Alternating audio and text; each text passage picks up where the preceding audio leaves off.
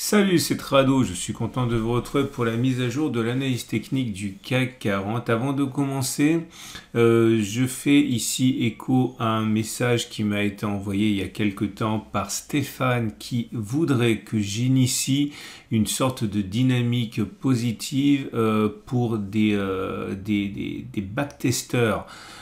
Clairement, l'idée de Stéphane est de rebondir par rapport au fait que je dis souvent qu'il faut au minimum une centaine d'occurrences avant d'avoir une idée claire de ce qui se produit, et je m'en tiens à 30 parce que mon objectif n'est pas de vous donner des statistiques fiables mais surtout de vous initier à la pratique du calcul de probabilité. Et Stéphane suggère que certains d'entre vous qui seriez motivés le rejoignent dans une quête de backtest un peu plus solide, c'est-à-dire avec des centaines d'occurrences pour que ce soit fiable et pour que vous puissiez vous partager le travail. Donc j'invite Stéphane à mettre son commentaire en dessous de la vidéo et à toutes les bonnes âmes volontaires de le rejoindre dans cette aventure. Ça peut vous servir et il est vrai que toutes les initiatives sont intéressantes à examiner.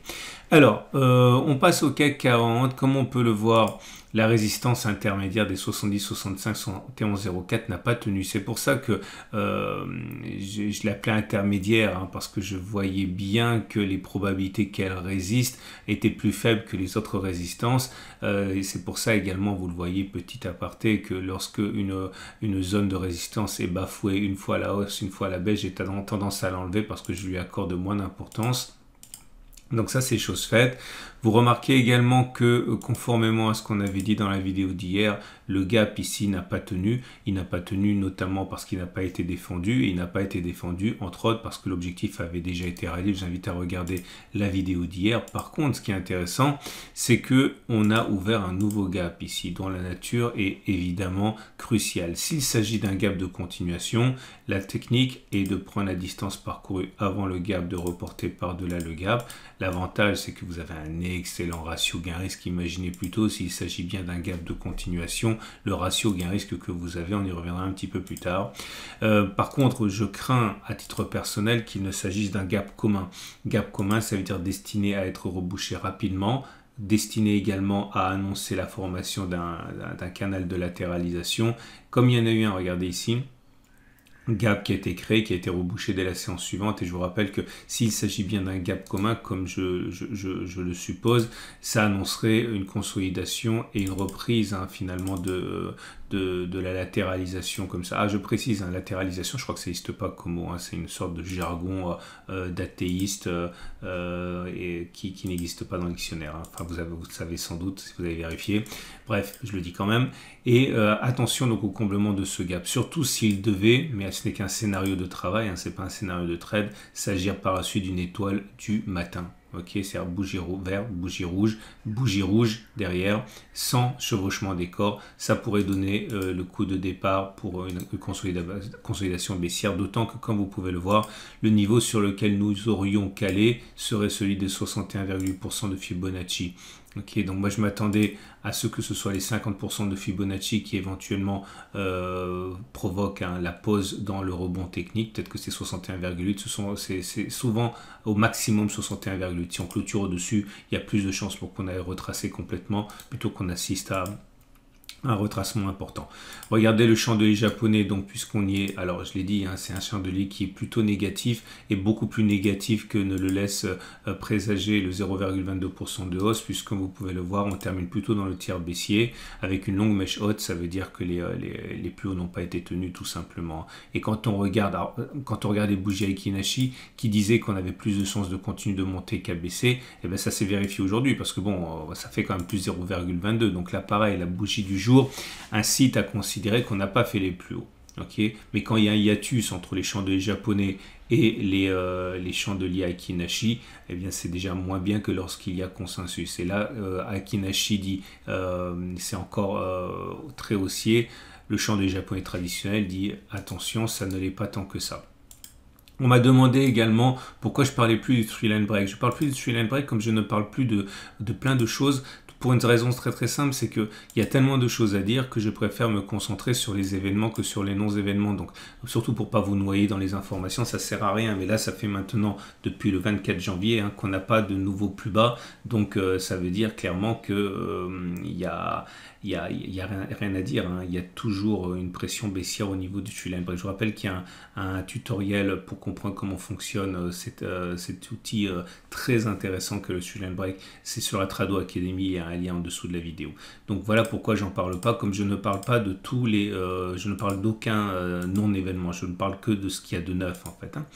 Et en parlant de neuf, alors regardez, on a confirmé la cassure de la cassure de l'oblique descendante, ça on le sait, mais en tout cas voilà, il peut toujours s'agir d'un faux signal. Quand c'est confirmé la séance d'après, il y a moins de chances encore une fois pour qu'il s'agisse d'un faux signal que lorsque c'est invalidé naturellement dès la bougie suivante. Regardez la moyenne mobile à 7 jours, cette moyenne mobile à 7 jours, on le sait maintenant, elle est ascendante, mais elle est ascendante avec les cours au-dessus, donc la tendance immédiate et haussière. La moyenne mobile à 20 périodes, ça y est, on est au-dessus, on a failli la toucher hier, on ne l'avait pas touché, mais c'est maintenant on est au-dessus, donc la tendance générale, elle est neutre. Je vais clore la séquence de trajectoire habituelle dont j'ai parlé, qui donc prend fin maintenant. T1 sorti hors des Bollinger inférieurs, bulle, avec normalement le fait que l'on va chercher la M7 par la suite. On est allé chercher la M7, on a une attaque baissière, on a récupéré la M7. Une fois qu'on avait récupéré la M7, on n'avait plus de sens d'aller chercher la M20 que ne pas le faire. Ça y est, c'est fait. Donc la séquence est maintenant achevée avec, on va dire, 3 scénarios sur 4 du setup Tradobull qui ont été atteints. La moyenne mobile à 50 jours est plate, donc la tendance de fond elle est neutre. La moyenne mobile à 200 jours est ascendant, donc la tendance de long terme est haussière.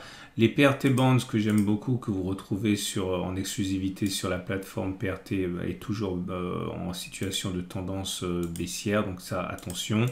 Et on se retrouve avec un Ishimoku qui, lui, est toujours neutre. Alors, neutre, mais avec une nouveauté aujourd'hui, c'est que vous avez un twist du nuage. Alors voilà, regardez, ça s'est passé ici aujourd'hui. La SSA a croisé la SSB. Vous savez que j'ai une technique que je vous ai déjà expliqué à plusieurs reprises. Ça ne fonctionne pas à tous les coups, mais ça fonctionne plus souvent que ça n'échoue, même si ces dernières fois, ça n'a pas fonctionné. Je vous montre un exemple qui a fonctionné, et puis vous allez voir ensuite quand ça ne fonctionne pas. Regardez, quand vous avez un twist qui se produit, vous prenez le plus haut qu'il y a eu avant, vous reportez ça en dessous du point de twist, et ça vous donne un objectif qui est plus souvent rallié qu'il ne l'est pas. Okay, c'est-à-dire qu'il fallait faire ça, et vous voyez, on l'a touché. Je vous donne un autre exemple. Voilà, ici, magnifique. C'est pareil que mettre 50% des Fibonacci au milieu, et ça va plus vite. Voilà, on met 50% au milieu, et vous voyez, ça a été touché. Ça ne veut pas dire qu'on ne va pas plus bas, ça veut dire que l'objectif est rallié. Regardez ici, on prend le plus haut avant le twist il a eu lieu ici, et vous voyez, on a touché là. Ok, alors je l'ai backtesté déjà très très souvent avec vous, si vous êtes des anciens, vous savez, regardez ici encore.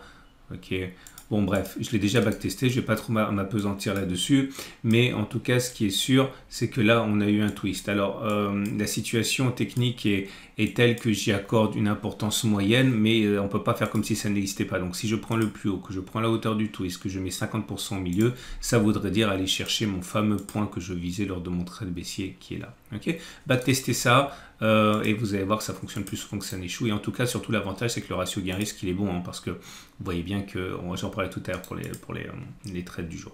Voilà, donc ça c'était pour les nouveautés. Et on va donc passer, j'en parle tout de suite du coup, au trade du jour. Alors, si vous avez un scénario baissier, c'est très bien ce que je vous explique là, parce que voilà, vous prenez les plus hauts, vous mettez 50% au milieu. Vous voyez bien que si vous mettez un stop de protection au-dessus là, même avec un petit peu de marge, regardez, votre objectif c'est d'aller faire 6,36%. Vous mettez un stop de protection, pardon, au-dessus à allez, 5%, vous pour même 4,6, même pas, 4,5 ça suffit. Vous avez un ratio gain-risque qui est super 1, ça peut vous intéresser. Vous pouvez rentrer éventuellement plusieurs fois, une fois maintenant et une fois plus haut pour améliorer encore votre ratio gain-risque. Si vous avez une idée de trade haussier, par contre, moi ce que je vous encourage à faire éventuellement, c'est d'utiliser le gap de continuation. Vous pariez sur le fait qu'il s'agit d'un gap de continuation. Ok, j'ai déjà expliqué que l'objectif c'est de prendre toute la distance parcourue avant, reporter au-dessus. Regardez le ratio gain-risque excellent que vous avez. Vous mettez un stop loss en dessous du gap parce que si c'est rebouché, c'est pas un gap de continuation. Donc pour un stop minimal à 0,3%, vous avez un objectif à 4,8%. Impossible de faire mieux quasiment, hein. Donc voilà si vous avez un billet haussier. Pour terminer, et je vais vous montrer quelque chose au niveau du graphe horaire pour les traders. Je vous rappelle que ma séquence trading est sponsorisée par mon courtier IG, dont je suis moi-même client et qui vous propose des CFD et des Turbo 24. Alors regardez, je reviens sur ça pour vous montrer l'intérêt qu'il y a à avoir un ATR1 ou un ATR2. J'avais expliqué hier que j'attendais la zone ici pour spéculer à la baisse.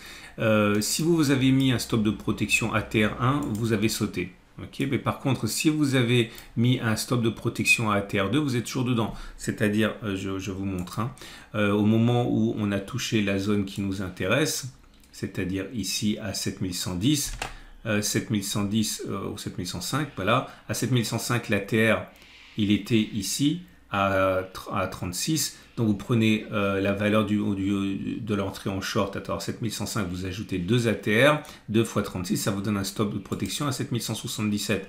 C'est-à-dire qu'il est là votre stop. Et vous voyez que vous n'avez pas été touché. Si jamais on repart vers le bas, eh bien vous avez la possibilité de gagner votre trade. Mais le problème, c'est que puisque vous avez mis un stop de protection à 2 ATR, 7177, vous avez un stop loss de 0,84%. Pour que ce soit rentable, il faut au moins 0,84% vers le bas. Ça veut dire qu'il faut qu'on aille chercher au minimum 7056 pour que vous ayez un ratio gain-risque de 1 pour 1. Et bien sûr, plus si vous voulez avoir un truc qui soit tenable. Donc, voilà l'inconvénient et l'avantage d'avoir un stop de protection à 2 ATR. Voilà ce qu'on pouvait dire. C'est une excellente journée. Je vous invite à vous abonner à ma chaîne YouTube si vous voulez continuer à me suivre et ne pas louper les mises à jour. Je vous souhaite une excellente journée encore une fois et à demain pour la mise à jour.